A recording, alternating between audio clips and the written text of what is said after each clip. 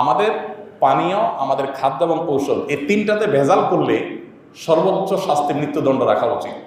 আমার বাবা নিজে ক্যান্সারে মারা গেছে, আমার হাতের উপর দিয়ে চটপট করতে। যেই ঔষধের মাধ্যমে মানুষ বেঁচে থাকবে, ট্রিটমেন্ট করবে, আমি নিজেও জানতাম না এক সময় যে ওষুধের ক্ষেত্রে এত 2 নম্বরই হয়, যে নকল ওষুধ নাকি হয়। তাহলে একটা মানুষ যে ওষুধ খেয়েছে সুস্থ হবে, উল্টা ওই ওষুধ খেয়ে সে আর মরে যাচ্ছে।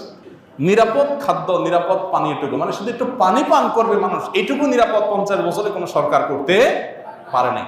দেখুন, আমি প্রায় সময় বলি 50 বছরের বেশি সময় হয়ে গেছে আমরা দেশটাকে স্বাধীন করেছি, আমাদের বাবারা চাচারা স্বাধীন করেছেন।